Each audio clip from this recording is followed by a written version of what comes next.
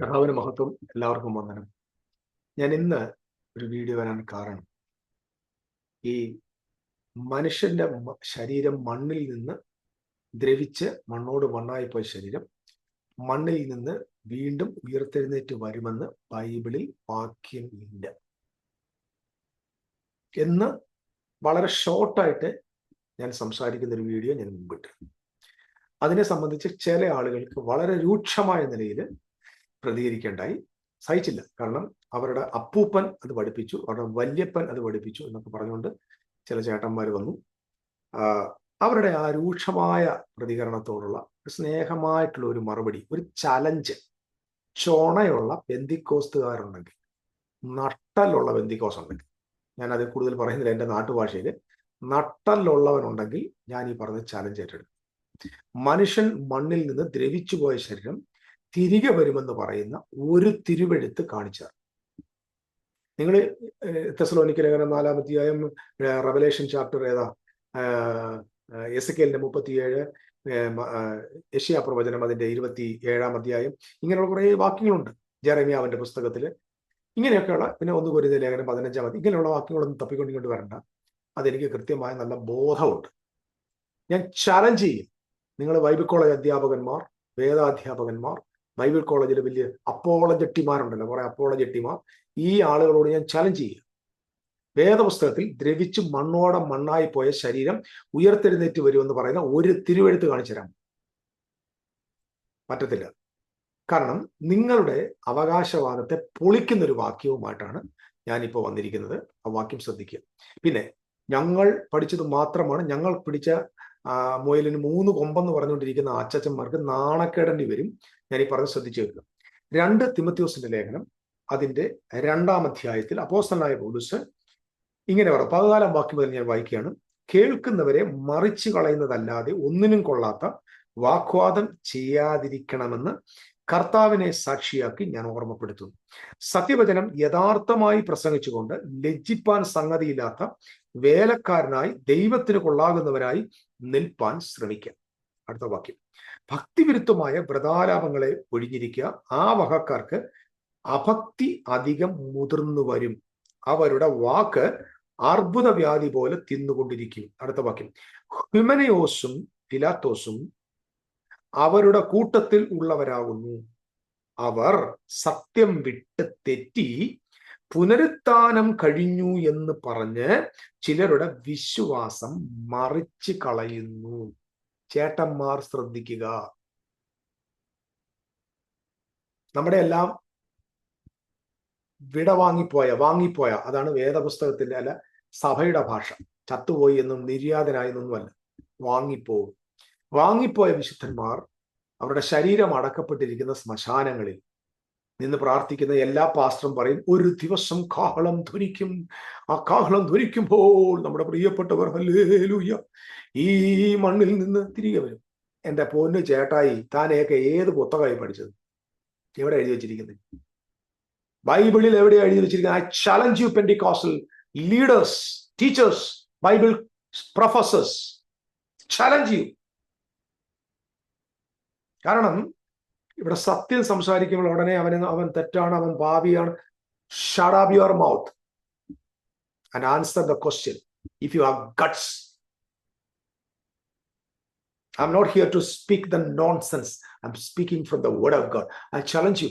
ഹ്യുമനയോസും പിലാത്തോസും പുനരുത്ഥാനം കഴിഞ്ഞു എന്ന് പറഞ്ഞ് ചിലരുടെ വിശ്വാസത്തെ തെറ്റിച്ചു കളഞ്ഞു. ഇവിടെ എഴുതി വെച്ചിരിക്കുന്നത് എന്തുവാണ് എന്ന് പറഞ്ഞ് ചിലരുടെ വിശ്വാസം മറിച്ചു കളയുന്നു എന്ന് പറഞ്ഞാൽ, ഈ 2 ചേട്ടന്മാർ വന്നിട്ട് പറയാ പുനരുദ്ധാനം കഴിഞ്ഞു. ഇത് വിശ്വസിച്ചുകൊണ്ടിരുന്ന സഭയിലെ ചിലർക്ക് അവരുടെ വിശ്വാസം മറിഞ്ഞു പോയേണ്ടി വന്നു. ഒറ്റ ചോദ്യം, ഹ്യുമനയോസും പിലാത്തോസും പഠിപ്പിച്ച പുനരുദ്ധാനം എന്നത് അടക്കപ്പെട്ട ശരീരം കല്ലറയിൽ നിന്ന് പുറത്തു വരുന്നതാണെങ്കിൽ ഈ ജനത എന്തുകൊണ്ട് വിശ്വാസത്തെ കളയേണ്ടി വന്നു?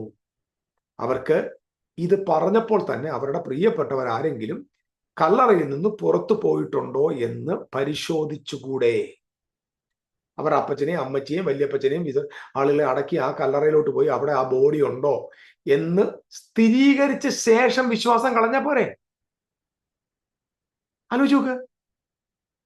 അക്ഷരികമായ ശരീരം മണ്ണിൽ നിന്നാ പുറത്തു വരുന്നതെങ്കിൽ ആ ശരീരം പിന്നെ അവിടെ കാണത്തില്ല, ആ അസ്ഥി കൂടെ അവിടെ കാണത്തില്ല. അസ്ഥിയെല്ലാം എന്തായി മാറി? രൂപാന്തര ശരീരമായി മാറിയെന്നാണല്ലോ നിങ്ങൾ പഠിപ്പിച്ചുകൊണ്ടിരിക്കുന്നത്. ഹിമനിയോസും പീലാത്തോസും ഇത് പഠിപ്പിച്ചപ്പോൾ ജനങ്ങളുടെ വിശ്വാസം ത്യജിക്കാൻ കാരണം എന്താ? അവർ പഠിപ്പിച്ചത് ഒരിക്കലും മണ്ണിൽ നിന്ന് പോയ ശരീരം തിരിച്ചു വരുമെന്നല്ല. അതുകൊണ്ട് അല്ലാതെ നമ്മളൊരു വലിയ വിശ്വാസം കളയുന്ന നിലയിലേക്ക് അവരുടെ ഉപദേശം മാറിയെങ്കിൽ അവർ ആ ഉപദേശം മാറുന്നതിന് പകരം അവരുടെ വല്യപ്പനോ അപ്പച്ചനോ വല്യമ്മച്ചനോ മുത്തച്ഛനോ മുത്തച്ഛിയോ ഒക്കെ അടക്കപ്പെട്ട കല്ലറയിൽ നിന്ന് സ്വതന്ത്രരായോ അവിടെ നിന്ന് അവർ പോയോ എന്നൊരു പുനർപരിശോധന നടത്തിയ ശേഷം പോരെ? എന്താ അവർ ചെക്ക് ചെയ്യാൻ? എന്താ അവരെന്താ കല്ലറയിൽ പോയി ചെക്ക് ചെയ്യാൻ? എന്താ എന്തുകൊണ്ടാണ് അവരുടെ അടക്കപ്പെട്ട? നമ്മുടെ ഇന്നത്തെ പോലെ അടക്കമല്ല, അവരെ ഗുഹകളിലും ആ പാറകളിലൊക്കെയാണ് അടക്കം ചെയ്യുന്ന. കല്ലറ വെട്ടിയ കല്ലറകളാണ്, തുറന്ന് നോക്കാൻ പറ്റും. കാരണം അവിടുത്തെ ആളുകൾ അവരുടെ എല്ലാ ബോഡിയെയും എന്ത് ചെയ്യും? വിശുദ്ധ സുഗന്ധവർഗം കൊണ്ട് അവരതിനെ പൂശാറുണ്ട്, പല കാര്യങ്ങൾ ചെയ്യാറുണ്ട്. നമ്മളെ പോലെ ഏതോ പട്ടിക്കാട്ടി കൊണ്ടുവന്ന് അടക്കിയ ശേഷം പിന്നെ പട്ടി പോലും തിരിഞ്ഞു പോകാത്ത സ്ഥലത്ത് കൊണ്ടിട്ടിട്ട് തിരിച്ചു വരുന്ന കേസൊന്നും അല്ലത്. അവര് ഡെഡ് ബോഡി ഭയങ്കരമായിട്ട് റെസ്പെക്ട് ചെയ്യുന്നത്. അതുകൊണ്ടാണ് വെള്ള തേച്ച ശവക്കല്ലർ എന്ന് പറഞ്ഞത്. ശവക്കല്ലർക്ക് എല്ലാവരും വെള്ള തേക്കും, കാരണം അത് അശുദ്ധമായിട്ട് കാണപ്പെടും. അവരുടെ പ്രതീക്ഷ എന്ന് പറഞ്ഞാൽ അക്ഷരികമായിട്ട് തീർക്കുന്ന ദാറ്റ് ഇസ് ജൂയിഷ് കോൺസെപ്റ്റ്. പ്രിയപ്പെട്ടവർ, യഹൂദന്മാരുടെ ഉപദേശം അത്. ആ ഉപദേശത്തെ മാറ്റാൻ വേണ്ടിയാണ് അപ്പോസ്തലൻ എബ്രായ ലേഖനം 6-ാം അധ്യായത്തിൽ പറഞ്ഞത് മരിച്ചവരുടെ പുനരുത്ഥാനം എന്ന അടിസ്ഥാനം വീണ്ടും ഇടാതെ. അതിന്റെ അർത്ഥം എന്താ? അതൊരു അടിസ്ഥാനമാണ്. അത് അന്ത്യകാലത്ത് സംഭവിക്കേണ്ടതല്ലേ? അല്ല, അടിസ്ഥാനമാണ്. അത് ആദ്യവചനമാണ്. ആ ആദ്യവചനത്തിലാണ് resurrection of the dead. That is a promise of Israel. അതുകൊണ്ട് നിങ്ങൾ ഇനി ഏത് MDH, THD, BHD, PhD, BD, cigarette എന്ത് ഡിഗ്രി കൊണ്ട് വന്നാലും you will never prove that the resurrection of the decayed body from the tomb എന്ന കാര്യം you cannot prove it from the Bible. You cannot prove it from the Bible. There is no such resurrection in the Bible. The resurrection of the dead എന്ന് പറയുന്നത് it is a spiritual resurrection, not physical. അപ്പൊ ഒത്തിരി പേര് പറയും ലാസറിനെ ഉയർപ്പിച്ചില്ലേ? യേശു ക്രിസ്തു തന്റെ ശരീരത്തോടെ ഉയർത്തെഴുന്നേറ്റതിന്റെ reality, അതിൻ്റെ ഒരു മർമ്മമുണ്ട്. അതെന്താണ് തൽക്കാലം ഞാനിവിടെ പറയുന്നില്ല. അപ്പം ഇതൊക്കെ അറിയാവുന്ന ആള് തന്നെയാണ് സംസാരിക്കുന്നതെന്നും മാത്രം നിങ്ങൾ മനസ്സിലാക്കിയത്. അതുകൊണ്ട് ആദ്യം പോയി ഹ്യൂമനിയോസിനോടും ഫിലാത്തോസിനോടും ചോദിക്ക്, നിങ്ങൾ എന്തുകൊണ്ട് പുനരുത്ഥാനം കഴിഞ്ഞു എന്ന് പറഞ്ഞു? നിങ്ങൾ വല്ല കല്ലറകൾ ചെക്ക് ചെയ്തോ? നിങ്ങളുടെ വല്യപ്പച്ചനും മുത്തച്ഛനും ഒക്കെ ഉയർത്തെഴുന്നേറ്റ് പോയോ? അവരുടെ ബോഡി അവിടെ ഇല്ലയോ? നിങ്ങളുടെ പ്രസംഗം കേട്ട ആളുകൾ തെറ്റിപ്പോയല്ലോ. ആ തെറ്റിപ്പോയ ആളുകൾ അവർ പുനർപരിശോധനയ്ക്കായി അവരുടെ കല്ലറകളിൽ പോയിട്ട് അവരുടെ പൂർവികന്മാരുടെ കല്ലറകളിൽ പോയി ഡെഡ് ബോഡി പോയോ എന്ന് നോക്കിയോ? സിമ്പിളി ഒറ്റ കാര്യം പറയാം, ഹിമനിയോസും ഫിലാത്തോസും ഒരിക്കലും ഡെഡ് ബോഡി ഉയർക്കുമെന്നല്ല പഠിപ്പിച്ചത്, മരിച്ചവരുടെ പുനരുത്ഥാനമാണ് പഠിപ്പിച്ചത്. ദാറ്റ്സ് ഓൾറെഡി ഹാപ്പൻഡ് എന്ന് അവർ പറഞ്ഞു. പക്ഷെ പൗലോസ് പറഞ്ഞു അതൊരിക്കലും തെറ്റാണ്. കാരണം മരിച്ചവരുടെ പുനരുത്ഥാനം നടക്കേണ്ടത് AD 70 യെരുശലേമിന്റെ നാശത്തോടുള്ള ബന്ധത്തിലാണ്, ന്യായപ്രമാണത്തിന്റെ അവസാന കാലഘട്ടത്തിലാണ്, ലോകത്തിന്റെ കാലത്തിന്റെ അവസാനത്തിലാണ് ഇത് സംഭവിക്കേണ്ടതെന്ന് പൗലോസിന് കൃത്യമായിട്ട്. അതുകൊണ്ടാണ് പൗലോസ് അപ്പോസ്തലൻ ഫിലിപ്പിയ ലേഖനം 3-ാം അധ്യായത്തിൽ ഇങ്ങനെ പറഞ്ഞു, വല്ലവിധേനെ മരിച്ചവരുടെ ഇടയിൽ നിന്നുള്ള ഒരു പുനരുത്ഥാനം എനിക്ക് കിട്ടാൻ വേണ്ടി ഞാൻ പ്രാർത്ഥിക്കും. മരിച്ചവരുടെ ഇടയിൽ നിന്നുള്ള പുനരുത്ഥാനം. പൗലോസ് ചത്തോ?